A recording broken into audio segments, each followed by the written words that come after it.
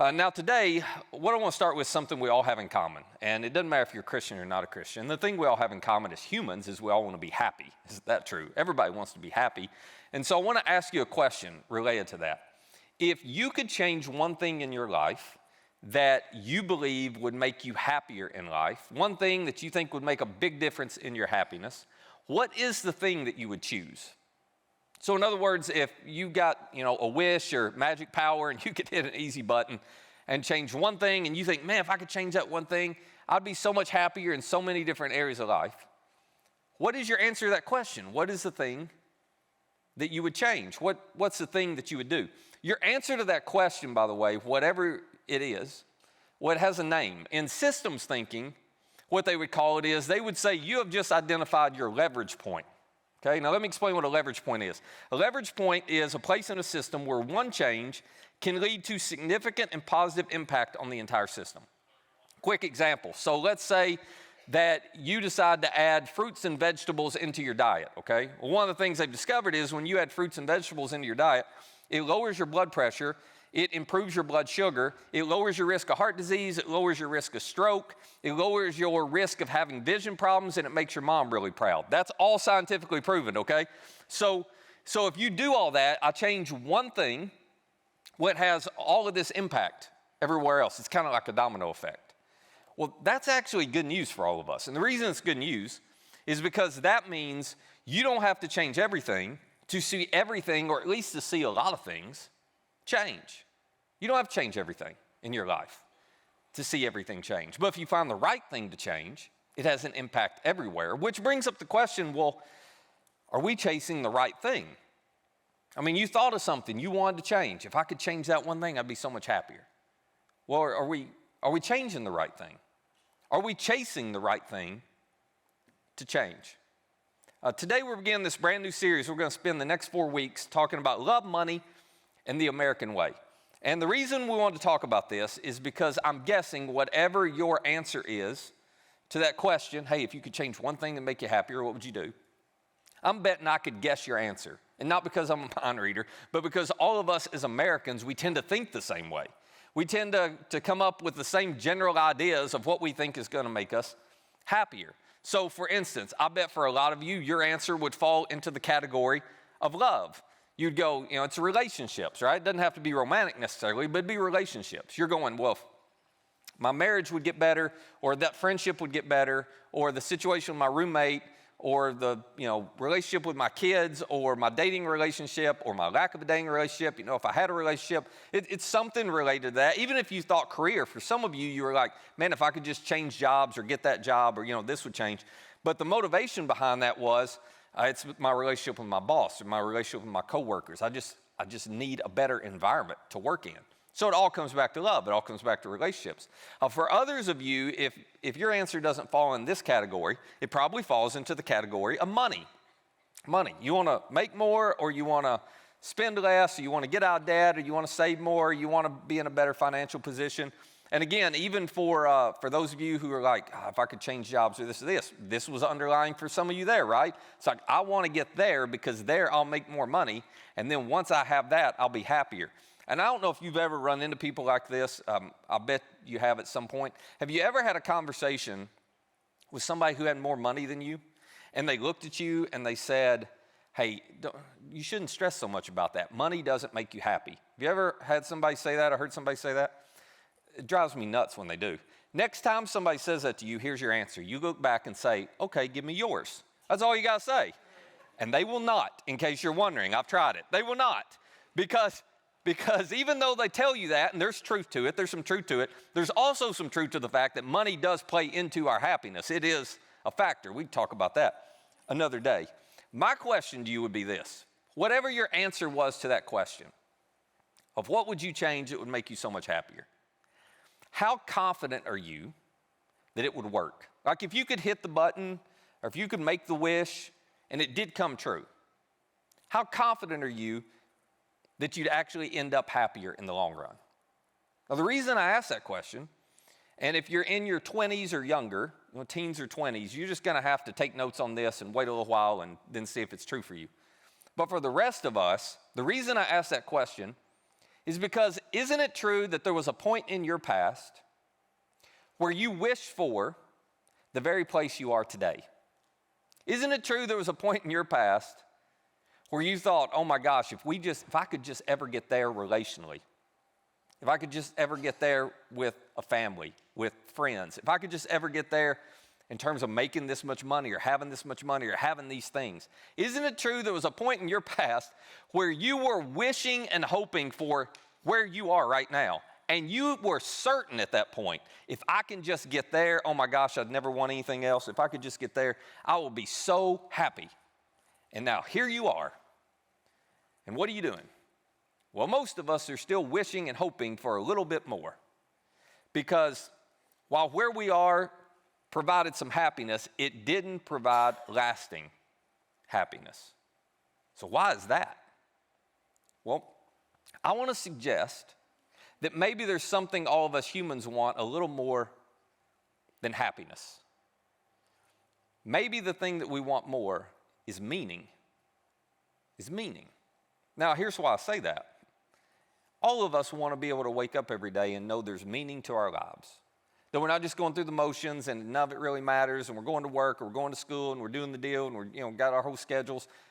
And none of us want to get to the end of the day and go, I don't know that made a difference for anybody. We all want meaning. We all want to know life's not random. We all want to know when we go through pain and suffering and trials and troubles and all the stuff, we all want to know there's meaning in the middle of that. As a matter of fact, you can get through just about anything if you feel like there's meaning and purpose in the middle of it. So as much as we all want happiness, the thing that we might want a little bit more is meaning. Which is why when Jesus was here, he introduced a different leverage point. Now, he didn't dismiss love and money. He talked about both of those things a lot. But Jesus said there is a leverage point that is actually more foundational and central to your life and mine than love and money. Turn those dials, make those better, that's okay. But he identified something that if we address it, addresses love and money and everything else. It's the one thing, it's a leverage point, if you will, that will make everything better. You change this, you change everything. What he introduced was this idea of trust. Now, why would Jesus talk about trust so much? Well, because whoever or whatever you trust has extraordinary influence in your life. Now, it's so common for us to do this that none of us pay attention to it and identify this consciously. But whoever or whatever you trust, it's influencing all your decisions in life, and it's influencing the direction of your life. The object of your trust always determines the outcome of your journey. In other words, the object of your trust, who or what you decide to trust the most, will always determine the outcome of your life, where you end up in life. Now, what does the American way encourage us to do?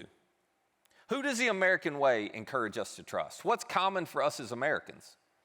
Well, it's to trust ourselves, of course, because I got to look out for number one first. I got to make sure I take care of me, and it's not that I don't care about all of you. I care about you, and I want to help other people. I just got to make sure I take care of me and meet all my needs first. I got to trust me. When I'm making a decision, I got to trust me.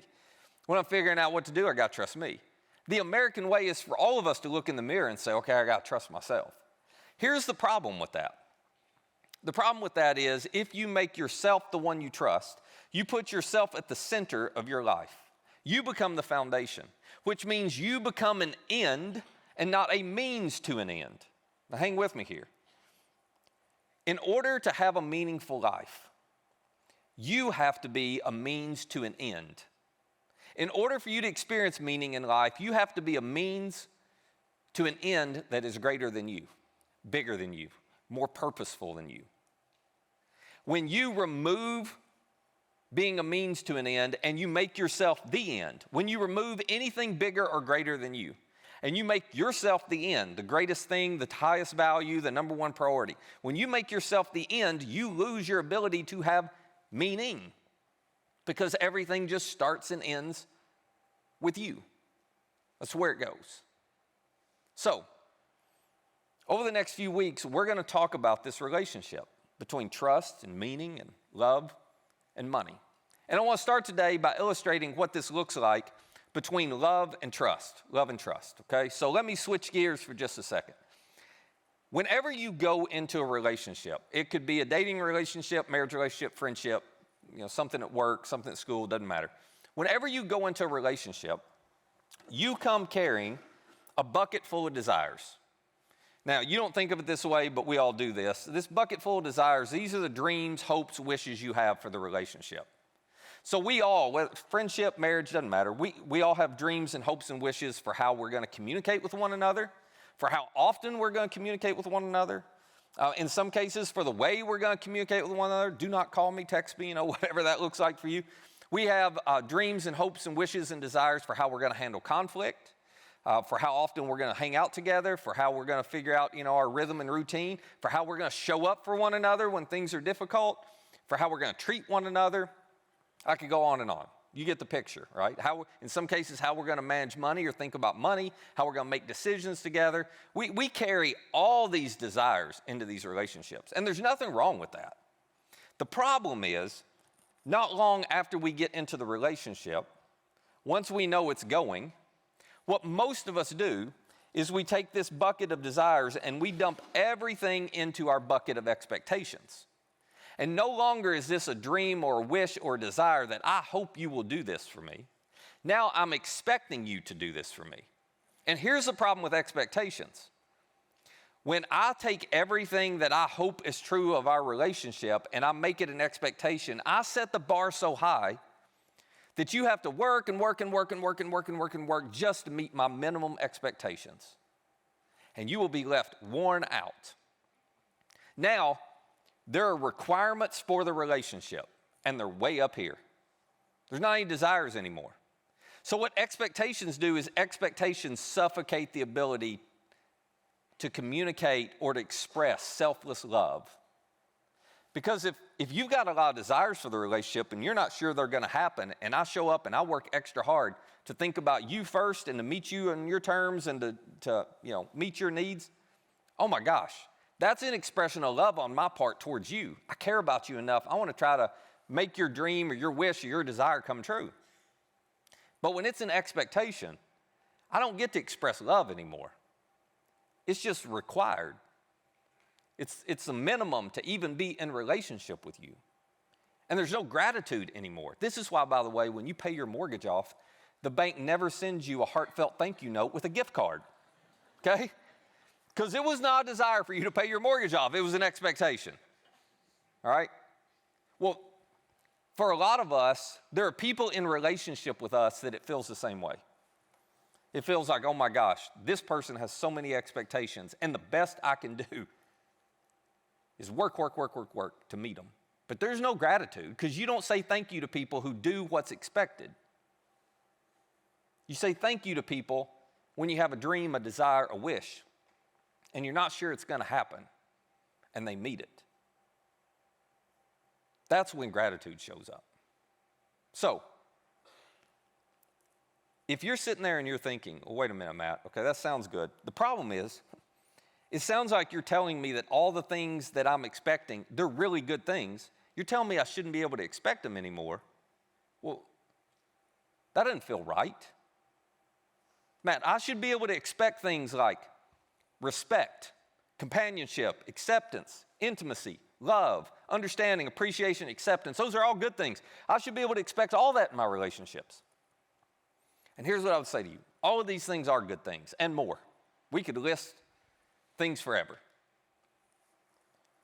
And they're actually all desires that God wired into you and He wired into me. God created us with a need for all of those things. So they're good God-given desires. But if you take all of these good God-given desires and you dump them into expectations bucket, and then you hand that to the people around you and say, okay, good luck, it will suffocate your relationships. And it will stifle your ability to have a relationship built on unconditional, selfless love. So, the short version of this sermon, you ready? Is just take everything in your expectations bucket, dump it back in your desires bucket, and you're good to go. But you know it's not that easy, and so do I. As a matter of fact, If we were talking one-on-one and I began to press you to let go of all these expectations you're trying to control and get people to do this stuff in your life, and I pressed you to let go of all that and just make them desires and hope it happens, you would resist that idea strongly. You know why you would resist it? Because you're afraid. I am too. We're afraid. Well, what if they don't? I think the only way that I can make sure I get all those things that are so good is I've got to expect them and hold people to them. And I'm afraid if I don't, they won't. And here's the deal. Whenever you feel that fear, this is so important to understand. Whenever you feel that fear, you have just put your finger on who or what you trust most. You have just put your finger on what you're treating as the leverage point in your life. And the reason so many of us resist taking these expectations and just making them desires is because we believe if it's going to happen, it's up to us. The one we trust the most is ourselves. And we do not want to let go of control and trust anyone or anything else. And as long as I make these things expectations in my relationships with you, I feel like I'm in control of whether I get them. The problem is, you're not actually in control. You're not actually in control because, well, if you were in control, you wouldn't have any problems to begin with, would you? You ever known anybody in total control who created problems for themselves? No. The whole reason you and I have problems is because we're not in control. But admitting that and surrendering that, well, that's an entirely different thing. Which is why Peter's one of Jesus' closest friends. And Peter knew what it was like to carry around a bucket full of expectations. If you don't believe me, just go pick any of the gospel accounts of Jesus' life. Matthew, Mark, Luke, or John. Pick any one, read it, and don't pay attention to Jesus, pay attention to Peter. Wouldn't normally say that, but in this case, do that. Because here's what you're going to find. Peter spent 3 years with Jesus, and he had so many expectations for his friends. He had so many expectations for Jesus, and he did not mind telling them. I mean, Peter didn't get this. He did not want to let go of control. It took Jesus' death and resurrection and some lessons after that for Peter to realize, oh, there's a different way to approach this. I don't have to trust myself anymore. So he's writing a letter, and here's the advice he gave us all about this. He said, all of you clothe yourselves, which means he's going, this is not going to happen accidentally. You got to be very intentional. It's a choice. That's what he's saying with that language. All of you clothe yourselves with humility toward one another. Humility is simply, I'm going to think about you before I think about myself. I'm going to put you before me. I'm not going to take care of me first and then take care of you. I'm going to take care of you first and trust I'm going to get taken care of. That is all humility is. So he says, you better make an intentional choice to do that because it will never happen naturally with any of us. But he says, I want to encourage you to go that route where you let go of control and you put somebody else before you. You become a means to an end and not an end in yourself. Why? Well, because God opposes the proud. Well, the proud are just people, and this is all of us. The proud are just people who put ourselves first. I care about you. I'm going to get to you, but I got to take care of me first. Once my needs are met, once I've taken care of me, once I feel good about where I am, then I'll try to help you. Peter says you need to know God actually opposes you when you put you at the center, when you put you first. But he gives grace to the humble. You know what grace is? Grace is the unearned, undeserved, unexpected, unconditional love of God. Grace is getting something you absolutely don't deserve. It's unearned. You cannot work for it. You can't earn it in any way. There's nothing about you intrinsically that deserves it. And because of that, you would, if you understand who you are and the fact that you don't deserve this, you would never expect it. And it's not conditional. It's not based on you get it as long as you do X, Y, or Z. Peter's going, no. The unearned, undeserved, unexpected, unconditional love of God, you know who gets that? The humble. So why would God be so strong in saying he opposes the proud? Well, because Proud people believe they earn it, they deserve it, and they expect it. And as long as you think you earn, deserve, or expect it, then you can't receive grace, because grace is the very opposite by definition of that. The minute I think I've earned it, then I don't get it anymore. I have to be humble enough to acknowledge I can't earn this and I don't deserve it. And then God says, there you go, that's grace. It's coming your way. So God opposes the proud, not because he's angry with the proud. God opposes the proud because he knows the most important thing, the most valuable thing any of us could experience, the thing that we all need more than anything else, is grace. He's going, your pride is a prison. I oppose pride because your pride is locking you away from grace. It's cutting off your access to grace. Pride's a prison. Humility is the key. The minute I acknowledge I can't earn it and don't deserve it, God says, perfect. Now you can have it. So because of that, Peter gives us some advice. He says, I want you to humble yourselves, therefore, under God's mighty hand, that he may lift you up in due time. To lift you up, what he's talking about is, if you'll just put other people first, God says, okay, you put me and others first, and you just be patient, because I'm going to make sure all your desires are taken care of. I put them all in you anyway. I hardwired you to experience this, and I'm going to make sure you get it all. But if you want to be proud and you want to make it expectations, you're on your own to try to get them. You're on your own to try to pull this out of the people in your life. People who can't actually give you the thing that you most want, because they're not built to meet all of these needs. So Peter's point is, let go of this. Humble yourself. Just put other people first and take care of what they need. And trust God to take care of what you need, which creates a lot of anxiety if you actually try to do it, doesn't it? Because again, I'm letting go of control. Peter says, I know.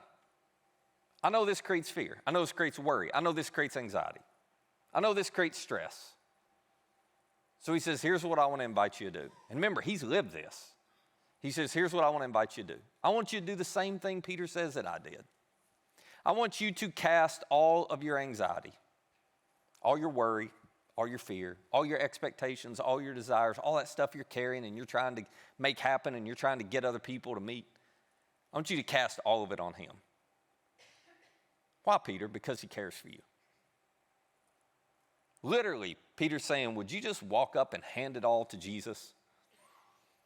And say, I'm going to quit. I'm going to take my bucket of expectations. I'm going to quit expecting other people to do this here. You just have the bucket. I'm going to trust you to meet my desires and needs when I need it. Now, if you looked at Peter and said, Peter, why do you feel so confident you can trust Jesus enough to give him all that? I think Peter would chuckle. If he was here today, he'd just chuckle and say, well, I spent 3 years with the guy carrying around all kinds of expectations, and he never left me. I was an idiot at times, and he still loved me, and he still maintained a friendship with me, so I knew he cared about me. But then I really knew, because I watched him get arrested, and I watched how he died.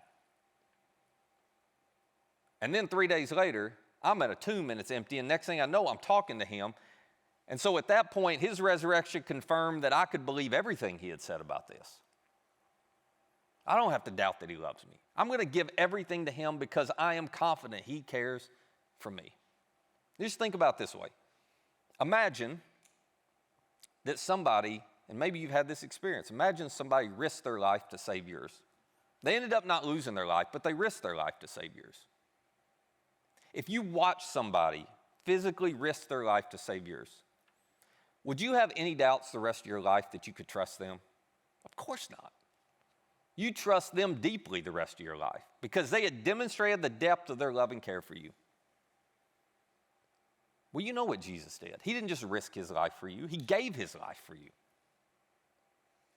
So why wouldn't you trust him with everything? Why would you doubt that he cares for you and wants what's best for you? So,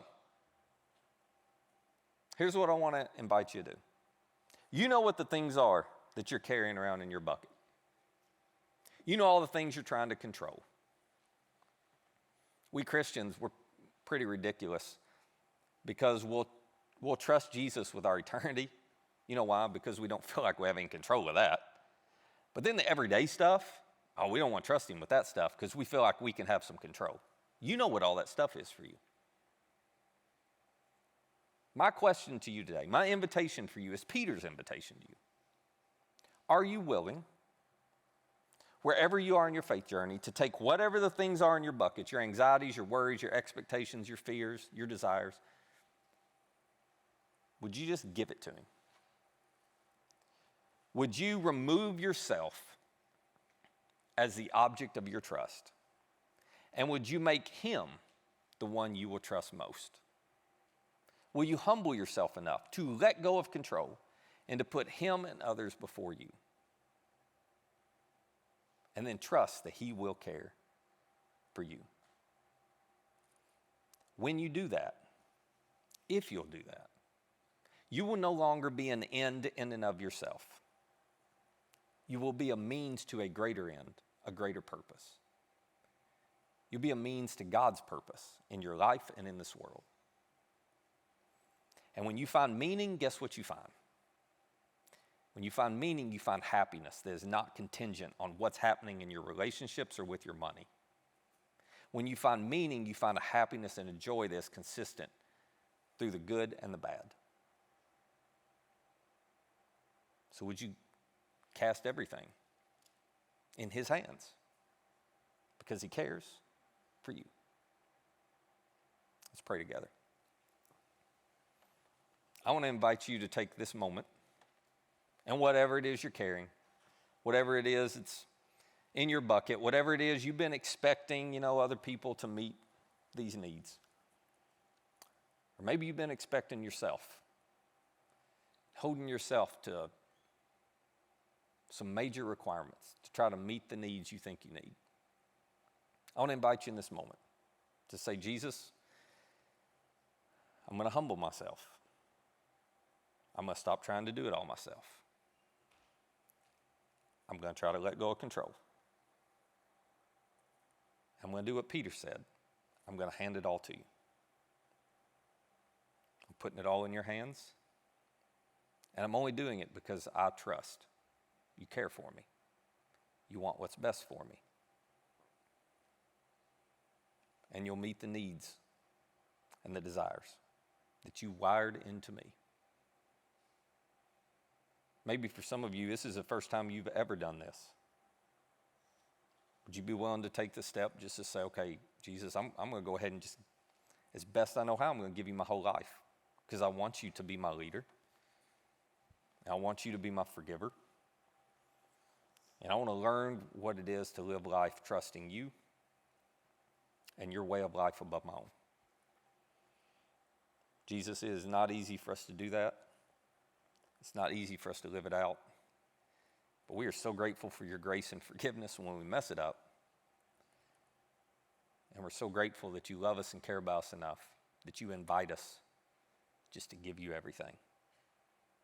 Not because you're trying to hurt us, because you're trying to help us. So help us to have the courage to hand it over and then to rearrange our lives however we need to, where we trust you and not ourselves. And it's in your name we pray. Amen.